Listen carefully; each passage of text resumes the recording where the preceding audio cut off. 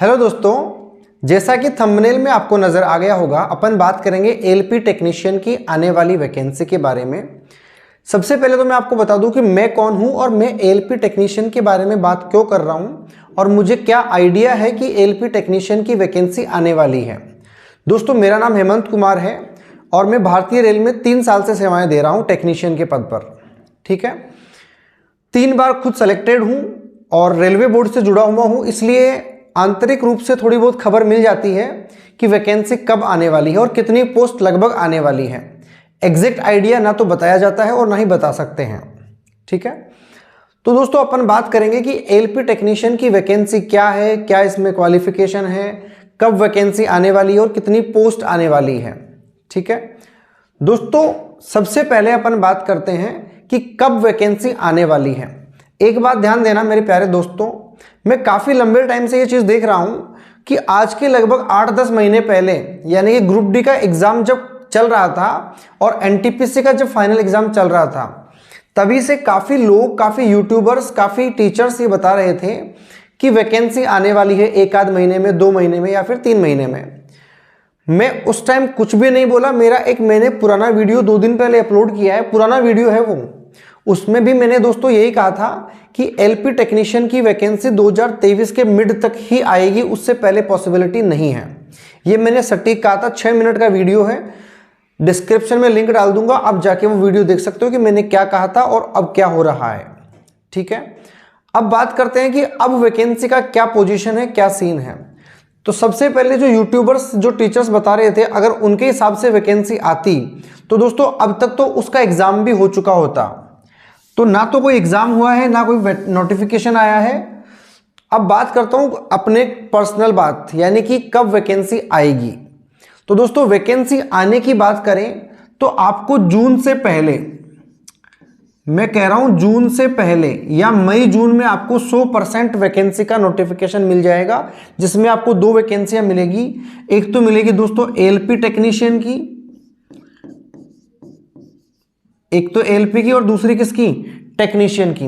LP का मतलब होता है दोस्तों असिस्टेंट लोको पायलट और टेक्नीशियन का मतलब टेक्नीशियन ही होता है। जनरली रेलवे के अंदर टेक्नीशियन 3rd की पोस्ट फिल की जाती है ओपन भर्ती के द्वारा। ठीक है, अब असिस्टेंट लोको पायलट और लोको पायलट में फर्क क्या है वो बातें बाद की है।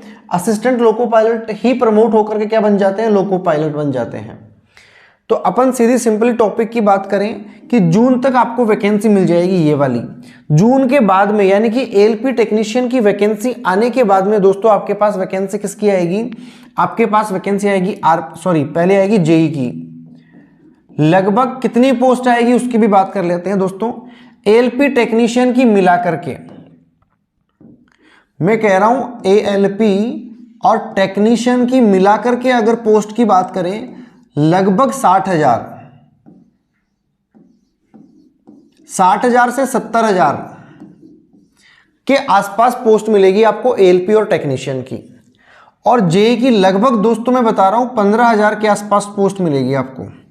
उसके बाद में आरपीएफ एसआई की आएगी और लास्ट में दोस्तों डीएफसीसीआईएल की आएगी। ठीक है, ये वैकेंसी सबसे लास्ट में आएगी। अभी वर्तमान में जो वैकेंसी आने वाली है वो आने वाली है एलपी और टेक्नीशियन की। आपको इसी पर फोकस करना है। ठीक है, यहां तक मेरे ख्याल से आपको हर चीज समझ में आ गई होगी कि एलपी टेक्नीशियन की कितनी पद आने वाले हैं और कब तक आने वाले हैं। ये सटीक एनालिसिस है दोस्तों, मैं लिख करके दे सकता हूं इस चीज की कि आपको जून तक वैकेंसी 100% देखने को मिलेगी। इसमें कोई दो राय वाली बात ही नहीं है। पहले मैंने वीडियो क्यों नहीं बताया, पहले मैंने क्यों नहीं बताया कि वैकेंसी आने वाली है?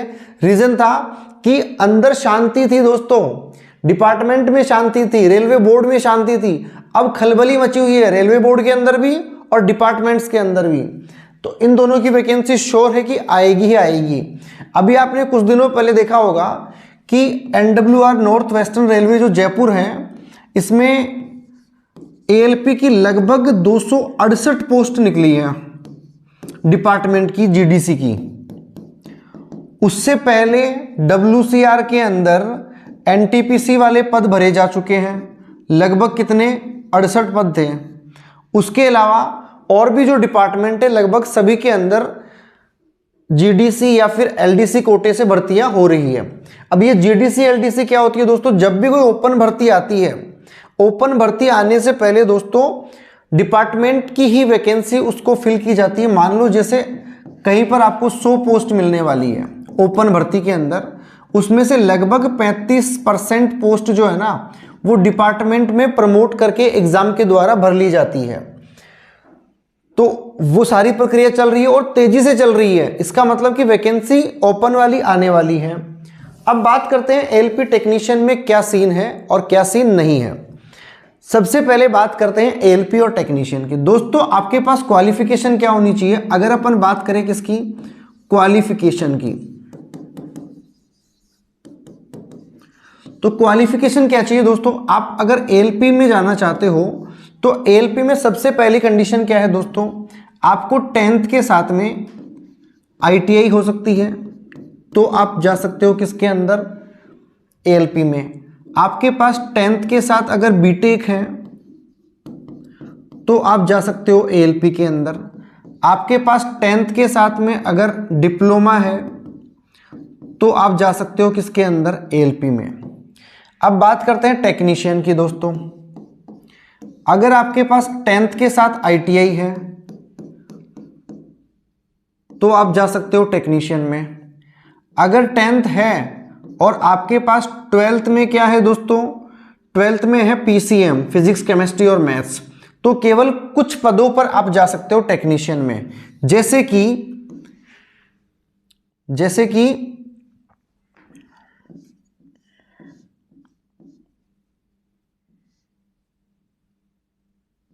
SNT, signal and telecommunication.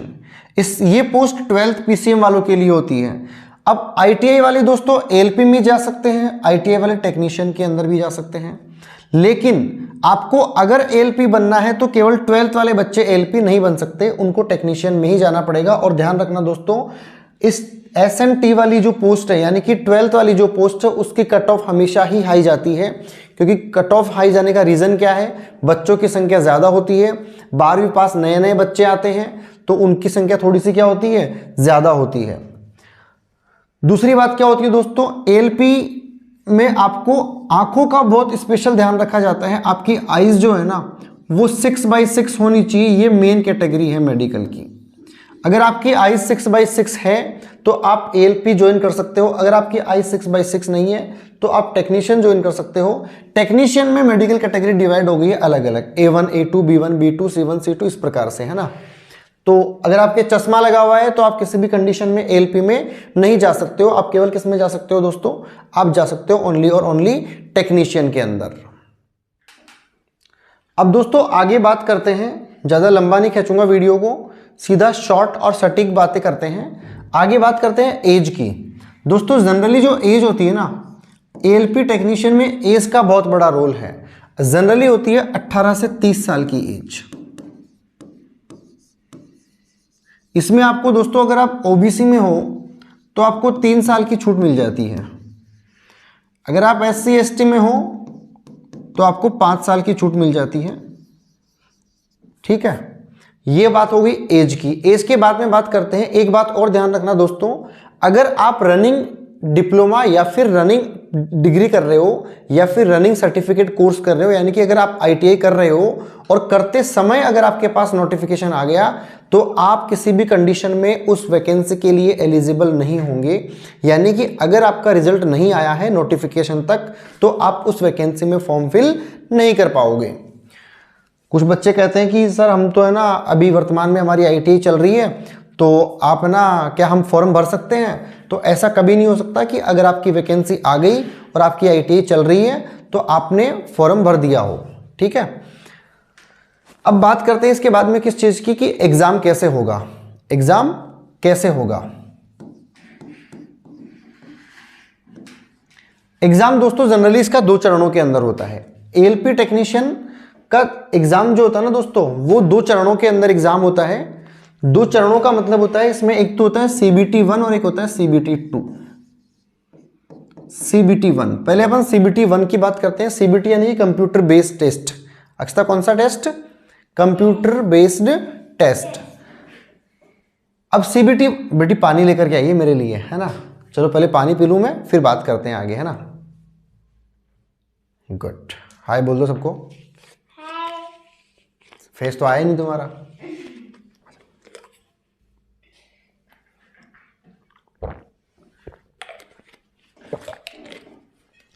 अब बात करते हैं किसकी दोस्तों, कि सीबीटी 1 का पेपर क्या होता है। दोस्तों सीबीटी 1 जो है ना वो क्वालिफाई नेचर का पेपर होता है, मेरिट के अंदर उसका कोई रोल नहीं होता है। अब उसमें मेरिट का रोल नहीं होता है तो सिलेबस क्या क्या होता है दोस्तों। सीबीटी 1 का जो सिलेबस होता है वो, उसमें आपके जनरली एक तो पूछी जाती है मैथ्स, दूसरा आपका पूछा जाएगा रीजनिंग,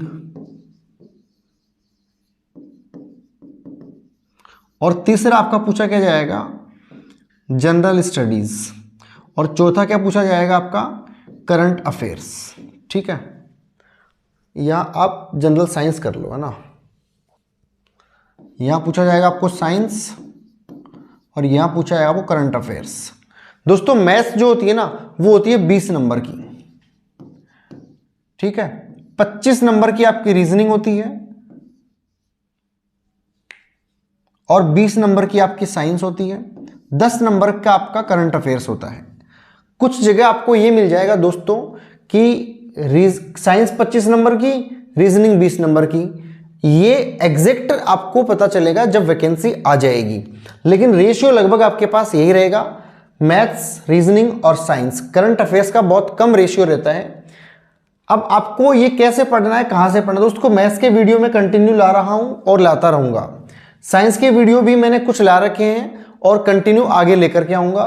करंट अफेयर्स के तो वीडियो आपको पता है नरेंद्र सर कंटिन्यू करवा रहे हैं, रीजनिंग के भी वीडियो भी आने वाले हैं। और अब बात करते हैं ये सीबीटी 1, अगर आपने सीबीटी 1 क्वालिफाई कर लिया, फिर दोस्तों बात आती है किसकी, सीबीटी 2 की।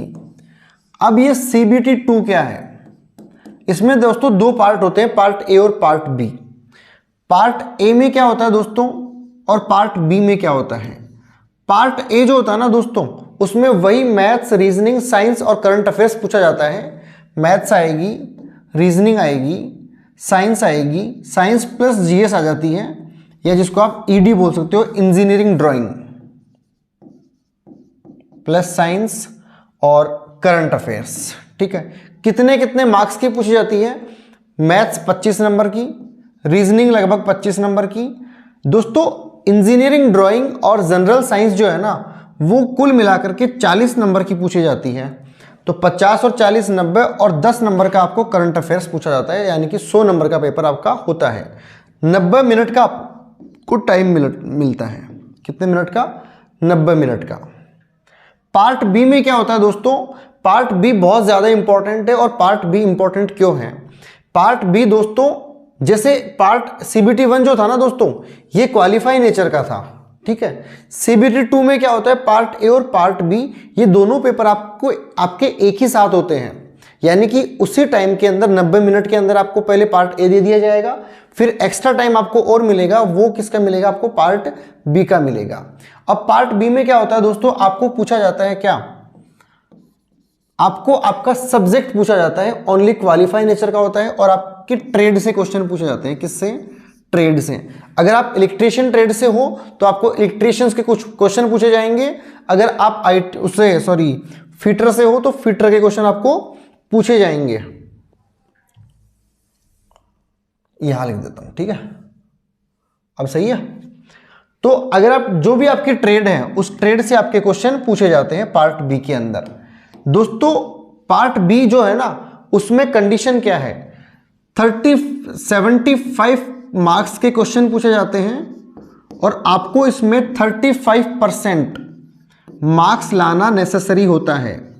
ये ओनली क्वालिफाई नेचर का होता है दोस्तों। इसके मार्क्स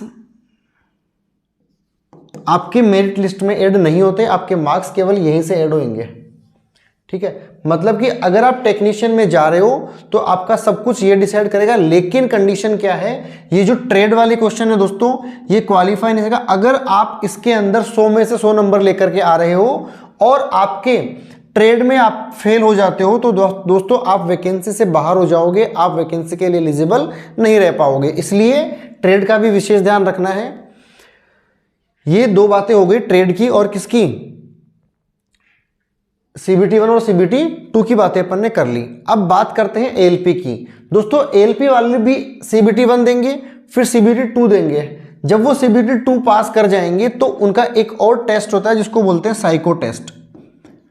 ये एक अलग टेस्ट होता है जिसके दुनिया भर की वीडियो हमारे नरेंद्र सर ने डाल रखे हैं पहले से यूट्यूब चैनल के ऊपर, ठीक है। वो क्यों डाल रखे हैं, खुद NTPC क्वालिफाई है, 2 बार रेलवे क्वालिफाई है, बट उनको जॉब पसंद नहीं आई, आने वाली वैकेंसी का इंतजार कर रहे हैं, मजे कर रहे हैं, बढ़िया से तैयारी कर रहे हैं। तो दोस्तों साइको जो है ना, ये केवल ALP वालों के लिए ही होगा। जिनका ALP है उनका साइको होगा, जिनका ALP नहीं है उनका सीधा ये CBT 2 हो जाएगा, फिर उनकी मेरिट बन जाएगी। अब दोस्तों जो ALP वाले होते हैं ना, उनके क्या होता है, CBT 2 जो होता है ना उसके 70% मार्क्स, और जो साइको होता है उसके लगभग क्या कंफर्म ही है 30% मार्क्स मेरिट लिस्ट के अंदर ऐड कर दिए जाते हैं, ठीक है। दोस्तों ये बातें थी जनरली जो आपको मैंने ALP टेक्नीशियन के बारे में बता दी है कि वैकेंसी कब आ रही है, कितनी पोस्टें हैं, क्या क्या इसका सिलेबस है, क्या क्या आपको पढ़ना है। अब एक छोटी सी बात और कर लूँ मैं आपको दोस्तों, और वो बात क्या है, जैसे कुछ लोग ये बोलते हैं सर मेरे चश्मा लगा हुआ है, क्या मैं ALP के लिए एलिजिबल हूँ या फिर मैं टेक्नीशियन के लिए एलिजिबल हूँ। जब वैकेंसी आ जाएगी तब दोस्तों ये होता है कि आपके पास वो ऑप्शन मांगते हैं, यानी कि आपसे ये मांगते हैं कि आपको पहले ALP चाहिए या फिर पहले टेक्नीशियन। तो मैं कहता हूँ दोस्तों आपको पहले ALP लगानी चाहिए, ठीक है। रेफरेंस जब पोस्ट रेफरेंस मांगेगा तो सबसे पहले ALP लगा दो, फिर टेक्नीशियन की पोस्टें लगा दो अलग अलग, जो भी आपके पास पोस्टें हैं अलग अलग, इसमें अलग अलग पोस्टें होती हैं। ऐसा करने से क्या होगा, अगर आपके आंखें 6/6 नहीं है तो आप ALP डिस्क्वालीफाई हो जाओगे, आप सीधे ही किसके लिए क्वालिफाई हो जाओगे, टेक्नीशियन के लिए। इसके लिए आपको कोई स्पेशल एग्जाम नहीं देना, कोई और मेथड कोई प्रोसेस नहीं है। दूसरी बात, अगर आपकी आंखें 6/6 नहीं है तो आप कहाँ चले जाओगे, टेक्नीशियन के अंदर। अगर आप साइको के अंदर फेल हो गए तो भी आप कहाँ चले जाओगे, टेक्नीशियन के अंदर।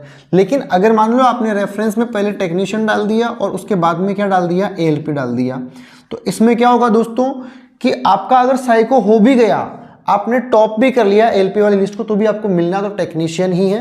रीजन क्या है इसका, क्योंकि आपने रेफरेंस ही पहले किसके दिया है, टेक्नीशियन का। अगर आप पहले ALP का रेफरेंस देते हो और फिर टेक्नीशियन का रेफरेंस देते हो तो क्या होगा, अगर आप ALP में क्वालिफाई हो तो आपको ALP मिल जाएगी। अगर आपको ALP ज्वाइन नहीं करना तो अपने आप साइको के अंदर फेल हो जाओ, आंखों में डिस्क्वालीफाई हो जाओ, और जैसे डिस्क्वालीफाई हो जाओगे आपको क्या मिल जाएगी, आपको मिल जाएगी टेक्नीशियन, ठीक है। और बाकी डिटेल से जब नोटिफिकेशन आ ही जाएगा, आने ही वाला है, तो और अच्छे से बात कर लेंगे कैसे फॉर्म भरना है, क्या पोस्ट रेफरेंस डालनी है, क्या गलती नहीं करनी है, क्या गलती कर सकते हो। क्योंकि खुद रेलवे से जुड़ा हुआ हूँ दोस्तों, इसलिए मुझे पता है कि कहाँ का दोस्त लोग गलती कर सकते हैं, कहाँ का गलती होने की संभावना रहती है, ठीक है दोस्तों। आज की वीडियो में इतनी ही बात करूँगा, जल्द ही मिलूंगा मैं और वीडियोस के अंदर, ऐसे ही और भी डिटेल्स नोटिफिकेशन या फिर जानकारी में लाता रहूँगा। साथ में मैथ्स के वीडियो आ रहे हैं दोस्तों, पढ़ते रहिए और अभी से बने रहिए, आपके पास अच्छा खासा टाइम मिलेगा। लेकिन ध्यान रखना दोस्तों, नोटिफिकेशन के बाद में आपको बहुत लंबा टाइम नहीं मिले हो सकता है, बिकॉज चुनाव आने वाले हैं और चुनाव के बाद में आप जानते हो सब कुछ प्रक्रिया बहुत तेज़ी से चलती है, ठीक है। अभी से लगे रहो, मैं ऐसे क्वेश्चन लेके आ रहा हूँ मैथ्स के जो कंटिन्यू हर बार बार पूछे गए हैं, ठीक है। और ऐसी जानकारी साझा करता रहूँगा आपके साथ दोस्तों। जुड़े रहिए, चैनल को सब्सक्राइब कीजिए, वीडियो को लाइक कीजिए और दोस्तों तक शेयर कीजिए। गुड बाय दोस्तों, मिलेंगे जल्दी अगले वीडियो में।